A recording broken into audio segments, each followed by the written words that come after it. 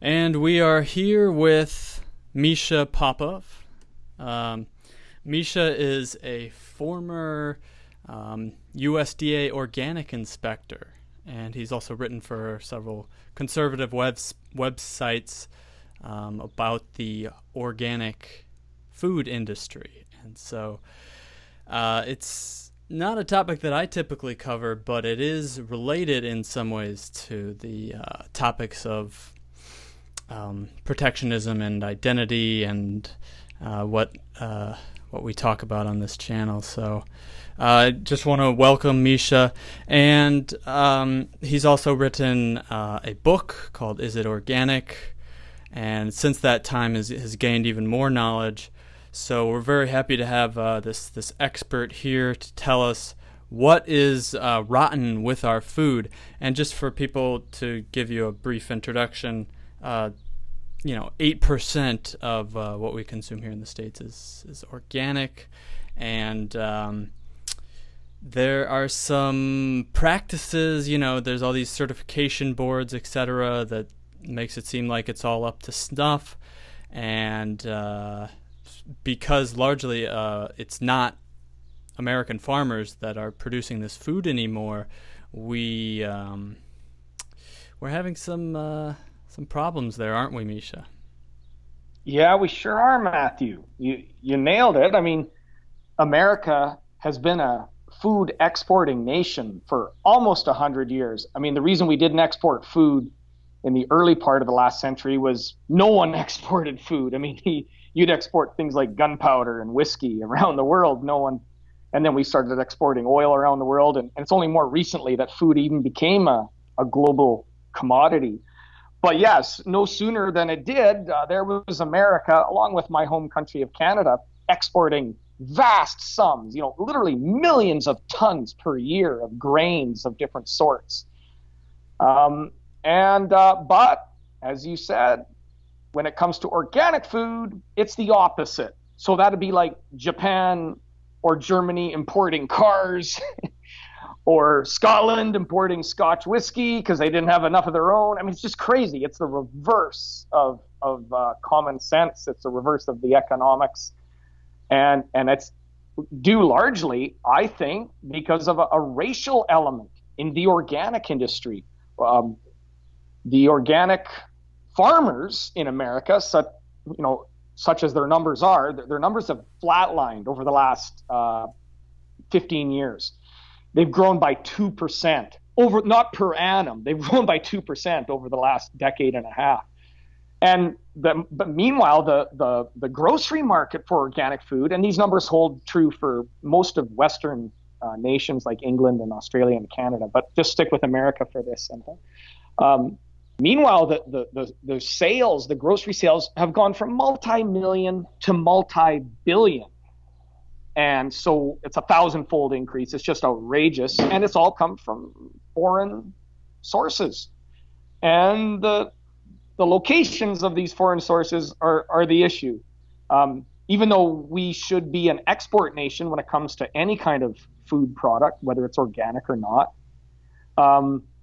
if we are to import food, you think we'd import it from, I don't know, people who like us, people we have things in common with. But there's the organic industry. You got Jeff Bezos now. He bought Whole Foods, and he certainly accelerated this trend. What you're seeing now is 85% of the certified organic food sold in America is coming from China, Mexico, Turkey, a little bit from Argentina and Brazil. But those are your main top three are going to be China, Mexico, and Turkey. And of course, some people will say, well, it's just a cost issue. The brokers and traders, the people sourcing for Whole Foods, Walmart, and Costco, they're just going where the cheap food is available. And who can argue with that? Well, two arguments with that. First of all, organics is supposed to be about supporting your local farmer. That's the sales pitch. But okay, let's be adults about this. The sales pitch is never entirely accurate. So there you go. We were sold a bill of goods when it comes to organic foods. But the second problem is like, do we trust China? I mean, they steal stuff from us. They steal intellectual property. Do we trust them? You mentioned in the intro that it's now certified organic food. What does that mean? Well, it just means all this paperwork was filled out. And do we trust the Chinese to be honest in their paperwork? There's an old saying I like to throw around to anyone who will listen. No one is honest because they do paperwork. In other words, if your boss throws a bunch of paperwork at you, that doesn't make you more accurate or efficient or honest in your work. If you're an honest person, though, you probably will fill out your paperwork accurately. But it's not the other way around. The paperwork doesn't make you honest. The paperwork assumes that the human subject involved is honest. And the best example I can give is old Bernie Madoff, the guy who pulled off the largest Ponzi scheme in history. His paperwork was always in order, so much so that the Security and Exchange Commission would actually get him to give lectures to other brokers in New York on, and they always say this in the organic industry, they say how keeping up on your paperwork makes you a better manager, makes you more in touch with your business. It's of course not true. Keeping up on your paperwork is like sitting in the front row at church. It just means you know how to keep up appearances. And Bernie Madoff sure kept up appearances. He fooled the SEC into thinking he was complying with the regulations. But more so, like I say, he fooled them into actually thinking he was a model student for others to emulate. And I believe that's what's going on with China. And the proof of the pudding is in the eating, as they say. Of course, China, Mexico, and Turkey. These people have no love for America. They don't care if wealthy Americans are willing to double their grocery bill. They're more than willing in those three countries, I would suggest to you, to just falsify their paperwork. And as I say, the proof is in the pudding. The proof of the pudding, I should say, is in the eating. And what we have here is the USDA finally did 2 pilot studies during the Obama administration. They were wondering, Matthew, how are we doing here? Is this system, this organic certification system, is it really working? And so they went and they took food samples off the store shelf. And lo and behold, they found 43% of those food samples tested positive for prohibited pesticides. In both cases, the defenders of the organic industry, which means people who have a vested interest in it, they immediately said, oh, that's spray drift from neighboring farms. That's not true. I not only worked as an organic inspector, as a USDA organic inspector, but I grew up on an organic farm. And I can tell you, spray dissipates very quickly. It's like when your kids blow the birthday candles out. I mean, that smoke, once you're 5 or 10 feet away, it's like you can barely smell it. And scientifically, that's called logarithmic. It's the same as sound. It's the reason you don't go deaf when you go to an airport with all the jets taking off. The sound dissipates logarithmically, which is 10 times less for every meter you travel, because the sound is going out in 3 dimensions in a sphere. Same with spray. So you'd think these guys would prove that if that was the case. Instead, they just claimed that, 43% of organic food is contaminated with prohibited pesticides because of spray drift. And they got away with saying that. And there we go. 85% of our organic food is being imported from countries that basically hate us. And the white, rural, mostly Christian American organic farmer is just being left in the dust. One last thing to throw in this, I'm sure you have some questions, is if it was just money, if they just wanted a cheaper supply of the basic ingredients of whatever organic food you're making, they could have gone to Eastern Europe. One objection is that, they don't have enough to eat in Eastern Europe. They couldn't spare, they couldn't, get certified to do the exports to America. Well, they don't have enough to eat in China. Mexico does pretty well. They have a good climate, but a lot of people in Mexico aren't doing well. The economy is corrupt. I don't know how Turkey's doing, honestly, but I can tell you there have been more foodborne illnesses in organic food coming out of Turkey than any other country in the world. And the bottom line, Matthew, it took me a while to come to this conclusion. I kept denying it, but I really think they're looking for non-white, non-Christian farmers. As I say, they could have gone to Eastern Europe. I mean, that was the breadbasket of Europe for 2,000 years, and is to this day still. I mean, Ukraine and Poland really feed Western Europe and most of Eastern Europe. In any case, no, they went to, of all places, China, Mexico, and Turkey, and it's.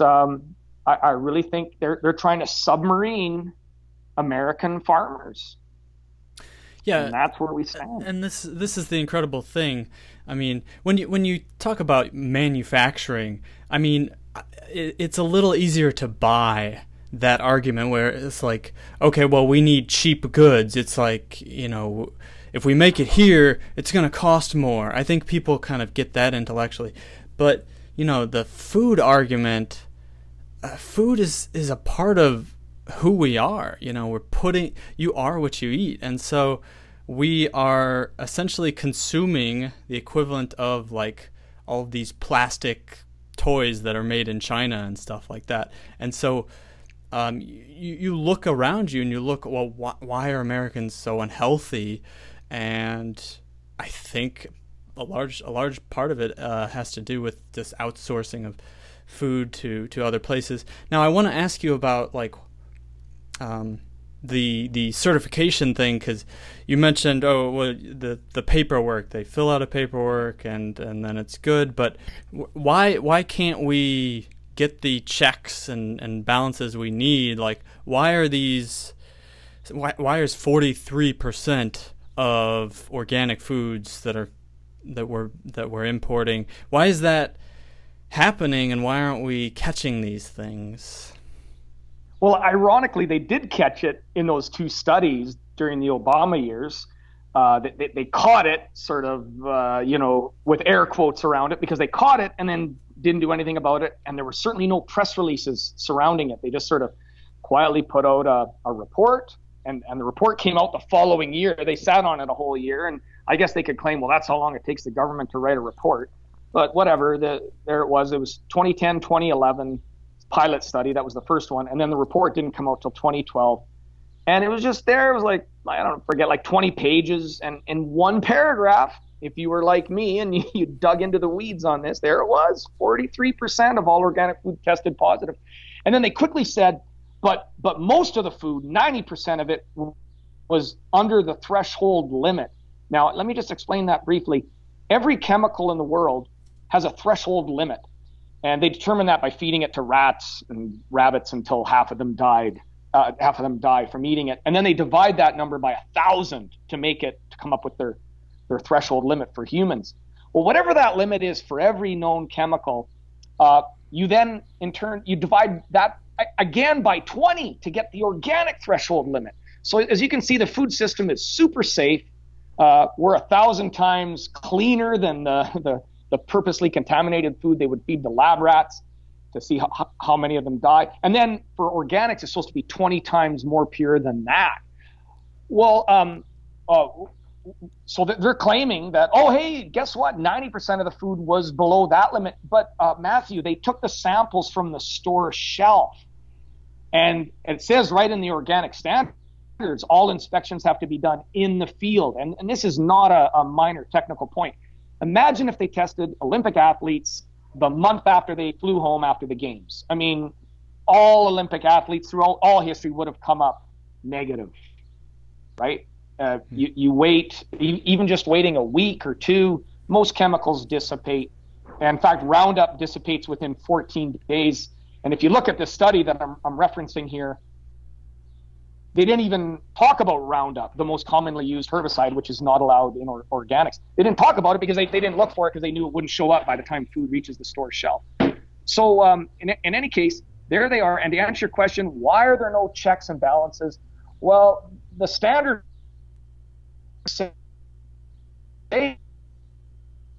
infection, which has to occur in the field, and they're just not doing it.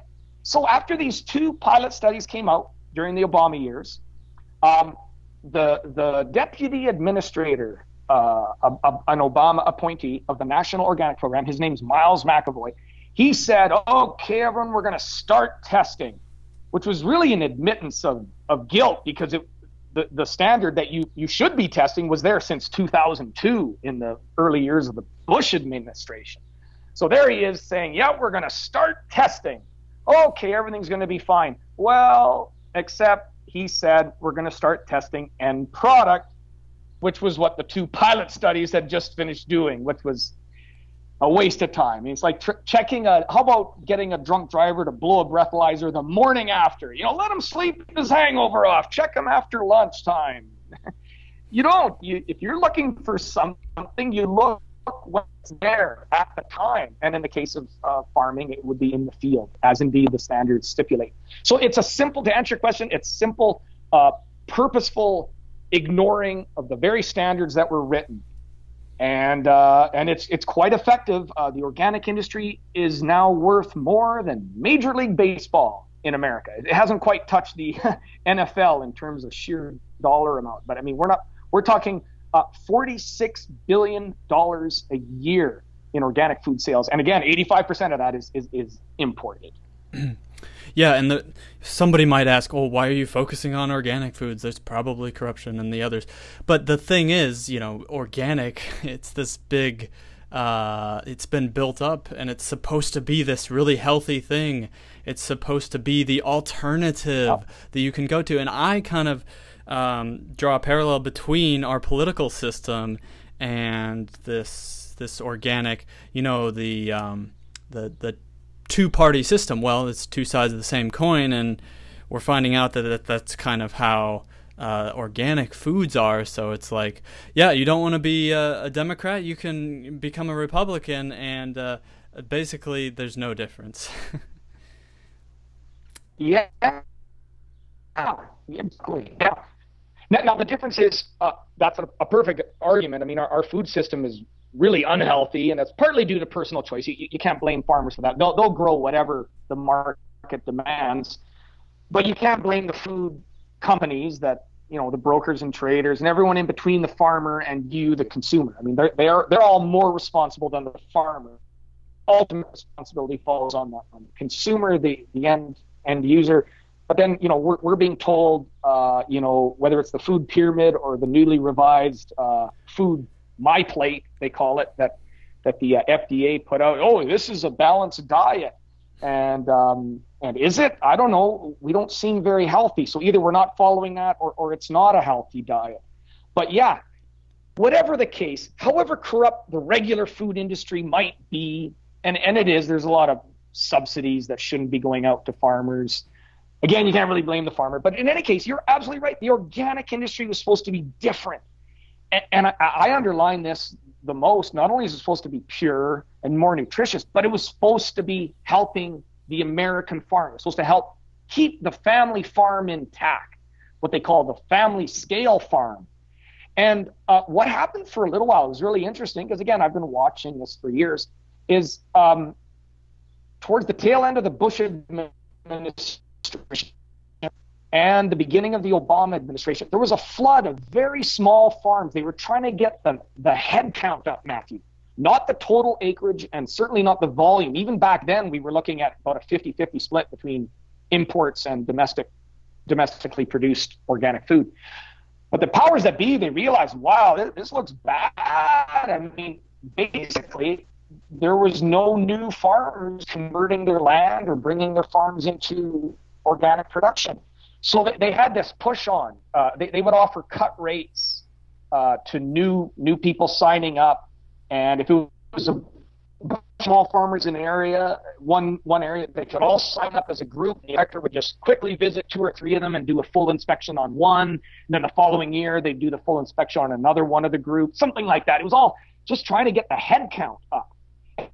And sure enough, yeah, a lot of little market gardeners and hobby farmers said, I'll sign up. It'll look good at the farmer's market. I can put up a sign that says I'm USDA certified. But it all fell by the wayside. The fees kept going up because there's nothing more costly than bureaucracy. And by the way, that's ironic, a brief aside. One of the objections, why aren't we field testing every single organic farm? One of the objections is, oh, it's too costly. But Matthew, they're paying thousands of dollars a year, even these little farms, just to have their paperwork looked over. And again, you're just assuming they honestly filled out their paperwork. I'm ashamed to say I did that for 5 years. In any case, there you have it. The head count rose up for a little while, and then it just started flatlining. And the brokers and traders and grocery retailers, they just pumped up the difference from abroad. And briefly, people say, well, cost is a factor in business. But if you look at a loaf of bread, there might be 25 cents worth of wheat in a loaf of bread that sells for $2. Well, if it's an organic loaf of bread, well, then the farmer gets 50 cents for that wheat instead of 25. And the loaf of bread, instead of selling for $2, sells for $4. Now, you tell me why in that arrangement anyone has to go overseas to get the ingredients for that bread. There's plenty of margin in there for anyone to make ends meet, whether you're the flour mill or the baker, or whether you're Whole Foods selling the organic bread. You see what I mean? It's the cost of food is mainly in the processing. The farmer maybe gets 5 or 10% of the end cost of the food that we eat. So if you double that, who cares? There's plenty of margin left, especially if you then double the cost of the food on the retail end. So I hope I kind of answered your question. The law is there, but it's being purposely ignored. Right. Well, we know that there is this in the populace. There's a demand, I think, for protectionism, really, and that's something that Trump ran on, and we're starting to see a bit with his trade negotiations and everything. How would you say that the Trump administration is doing, at least, first of all, compared to the previous administration, and then in general, in terms of fixing this problem? Do you think it's something that could be fixed with just a simple tariff, or would we have to really rethink how we're, the whole purpose of the USDA or the certification process? What do you think? Oh, well, the USDA is totally bloated. I forget how many thousands of people work at the USDA.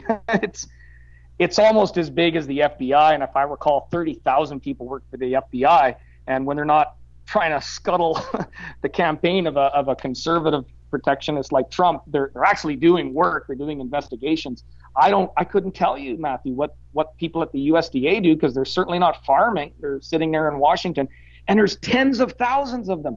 So you got that huge bloating in terms of salaries and pensions and benefits, all that, and the office space they all take up. Then you have all the subsidies that go out.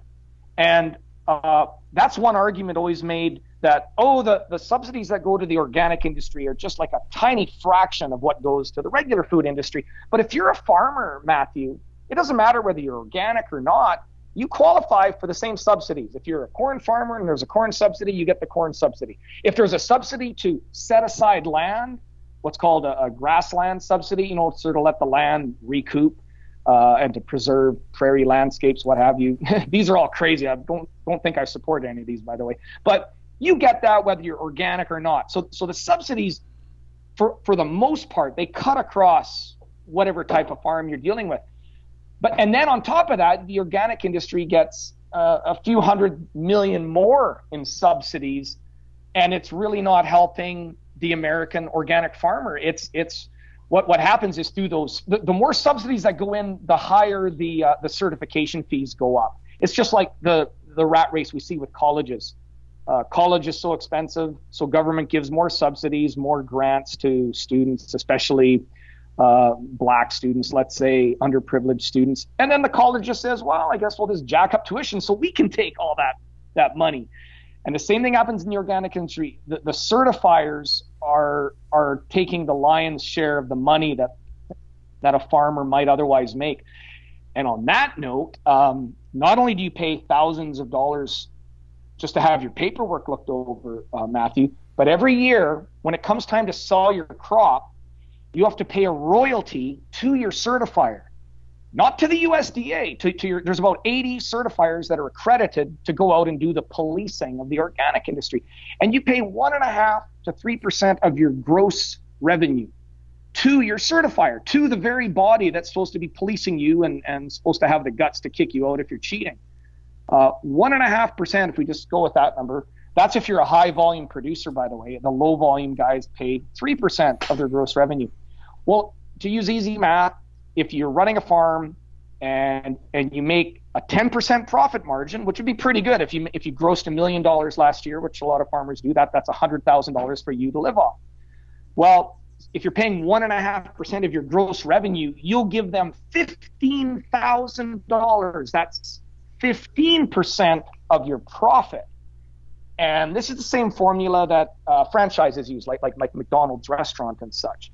The difference being when you pay McDonald's a franchise fee, a royalty, it's for the use of their brand because everyone knows who McDonald's is. Everyone knows who Wendy's is.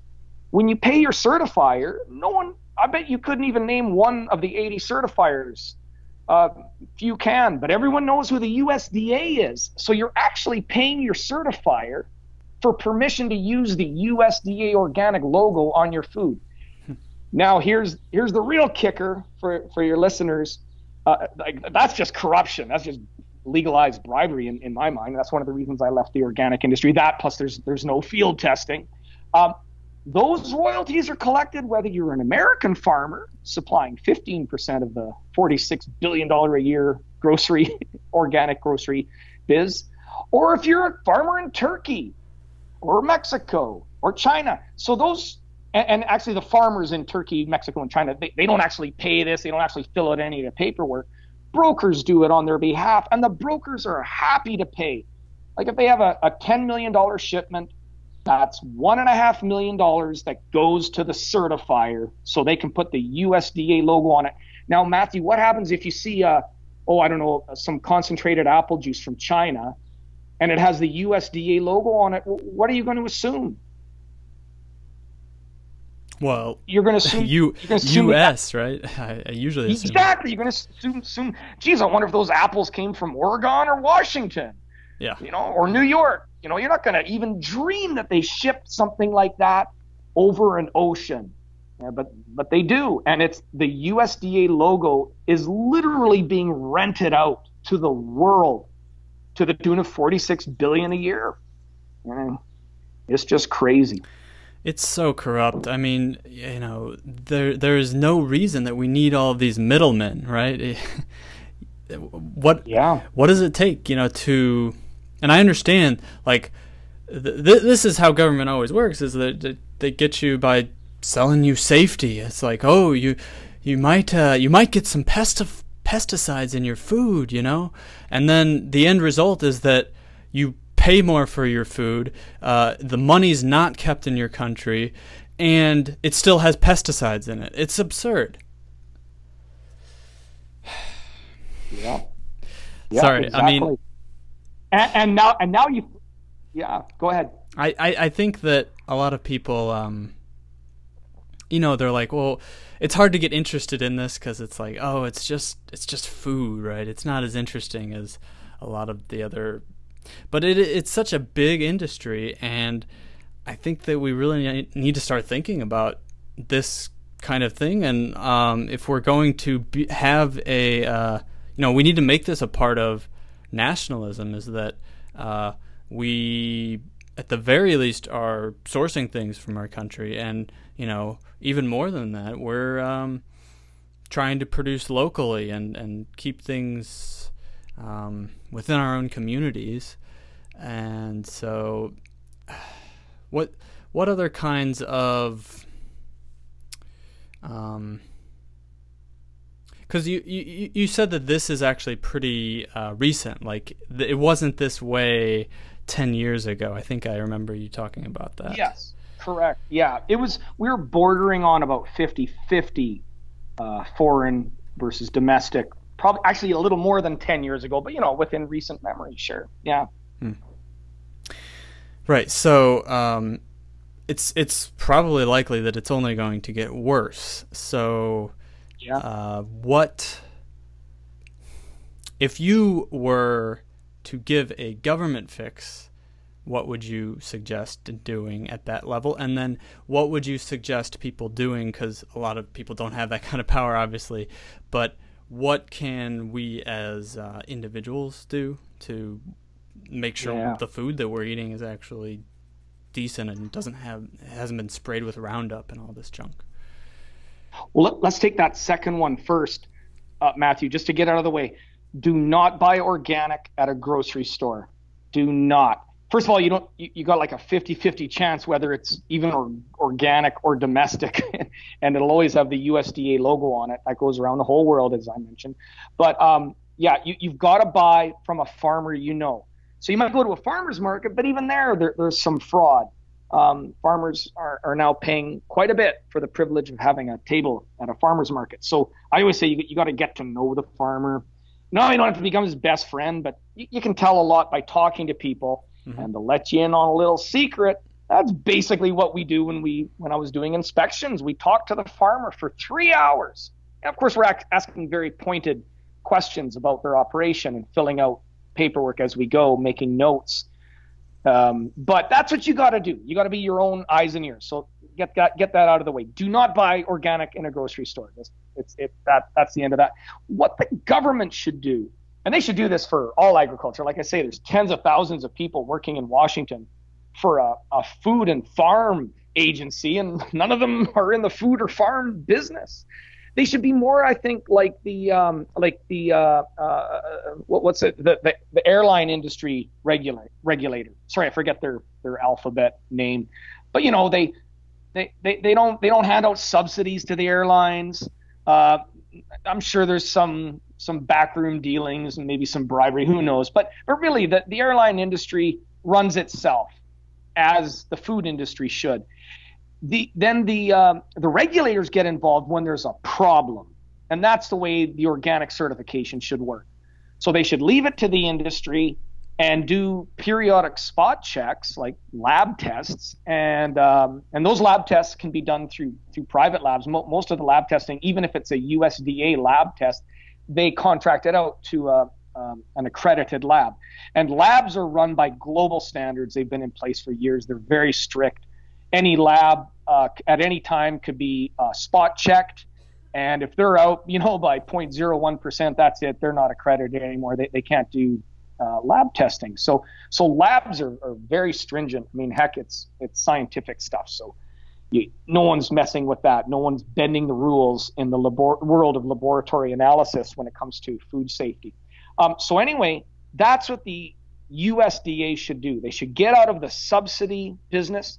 They should get out of trying to encourage more, American farmers to sign up so the numbers look a little better.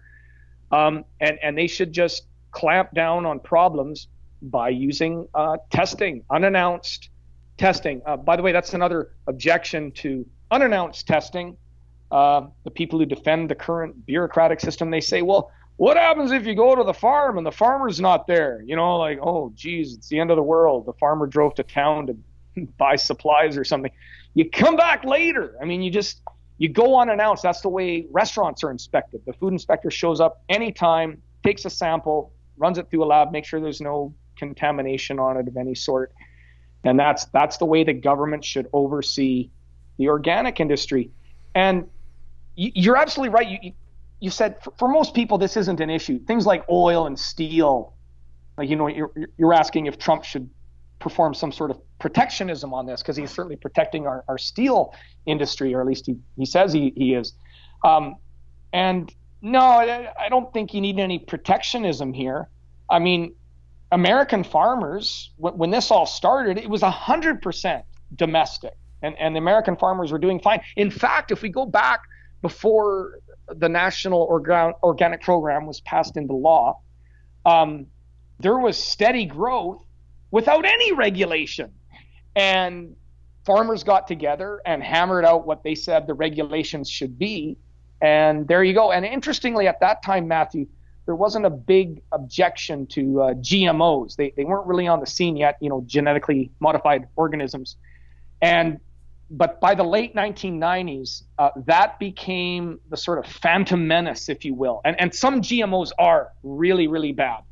And not only are they bad, but then Monsanto went and patented them. They said these are novel life forms, but they're basically the same as the old ones, so we don't have to test them for safety. And yet they're new enough that we want to patent them so no one else can use them.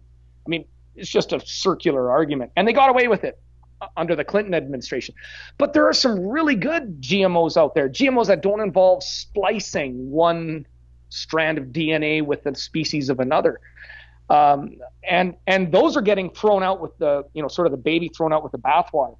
And in any case, just to go back to the good old days when American farmers fulfilled 100% of the market, American farmers didn't care about GMOs. They were concentrating on the known threats from pesticides and also the use of synthetic fertilizer, which is way harder on the land and the ecosystem than the synthetic fertilizers.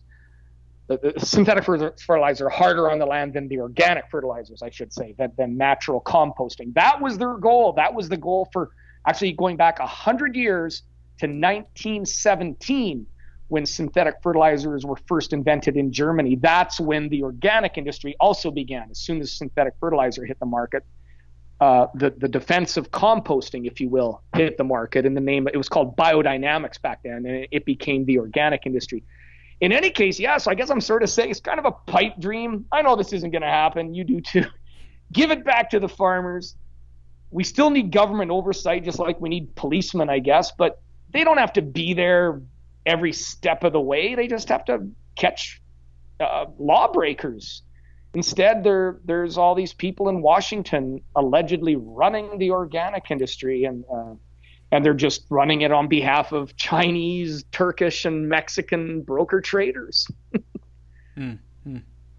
Yeah, and the other thing, of course, is that this argument you hear with manufacturing too is that if it's being grown overseas, then not only are we losing the revenue, we're losing the skills. And I'm sure at this point farming is dwindling in the United States. Do you have any numbers on that? Like how are we trending downward in terms of not just number of farms, because that's, like you said, that's not telling you how much we're actually producing, but are we in danger essentially of losing our ability to farm? And I mean, in some respects, like I feel confident we'll always be able to like figure it out again. We're pretty industrious that way, but it is kind of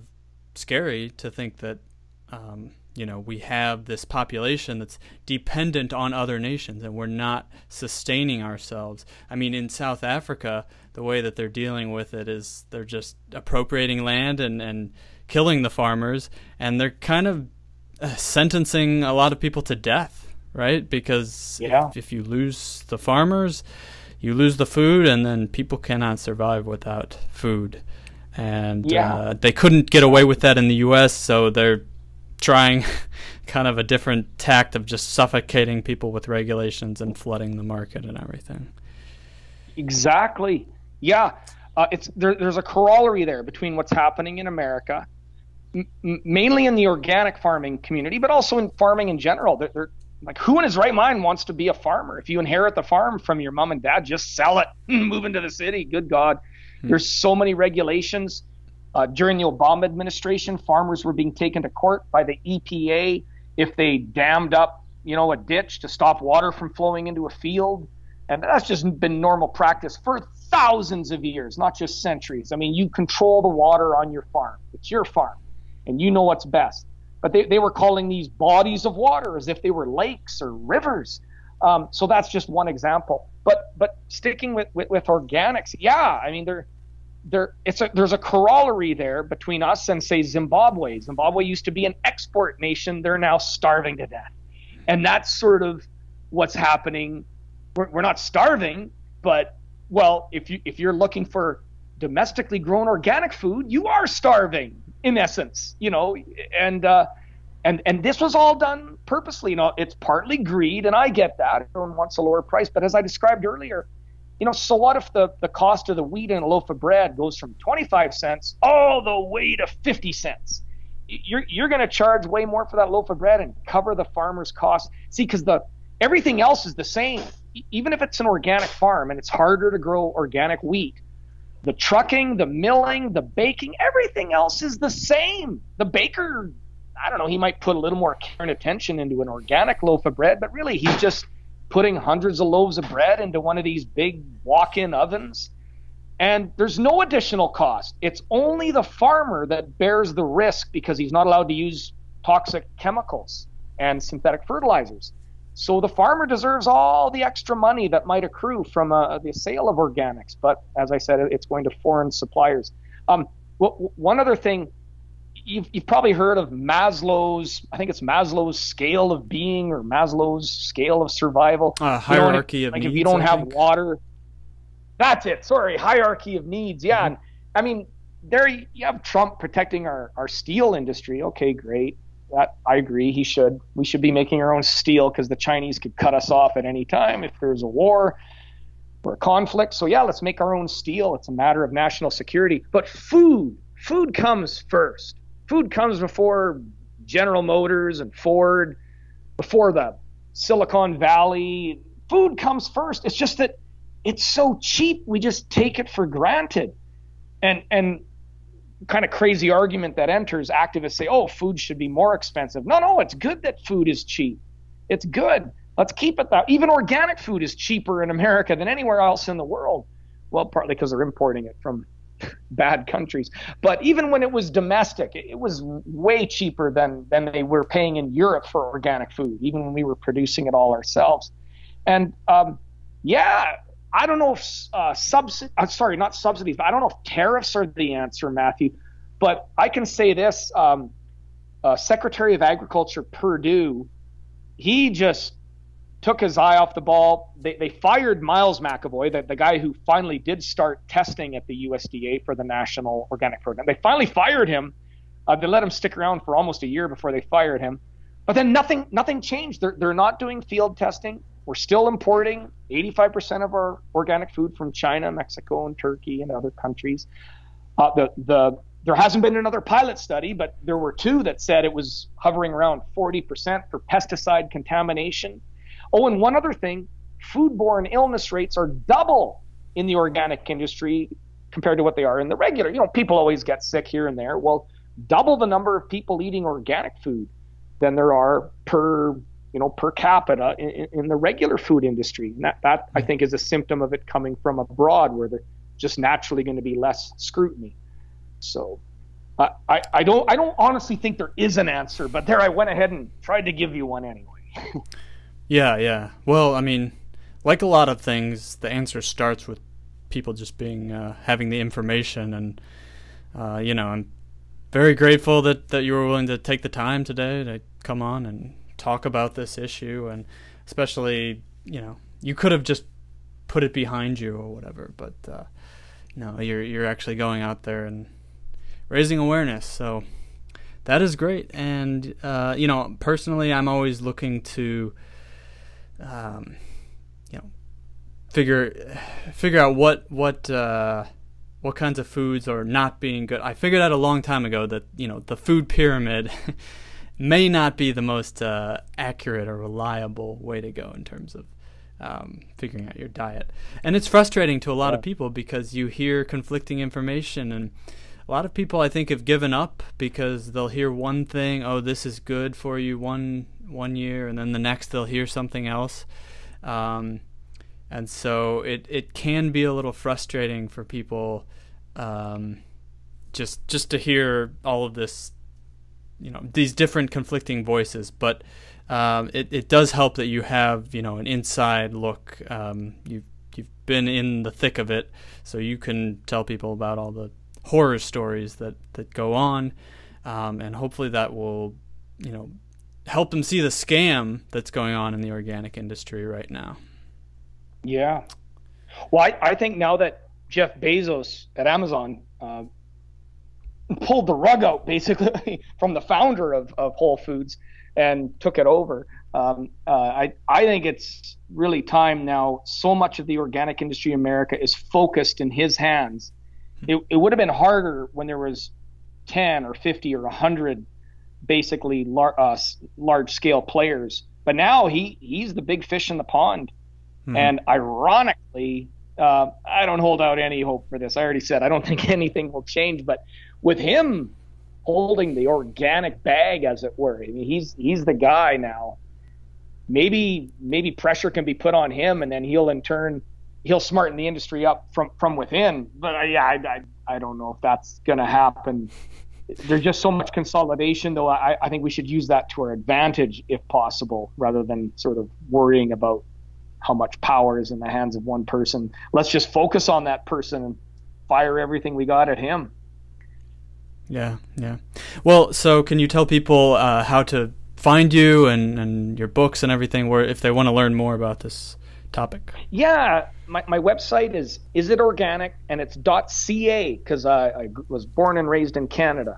So isitorganic.ca. You mentioned in the intro some conservative websites, Daily Caller, even Breitbart covered this. But you know what I found, Matthew, is worth mentioning here. Oh, and that's also where you'll find my self-published book by the same title, Is It Organic? What I found was that even the conservative websites were shying away from this, because that there's the perception, we're going to be seen as being mean to farmers. I get accused of being anti-farmer all the time, or even anti-organic, and it's the opposite. I mean, I don't think if I was anti-organic, I would have walked away from this and just let it crush itself with its own corruption. Oh yeah, I mean, people say you're anti-family because you criticize single moms or something. It's like, no, it's the opposite. I want people to be better.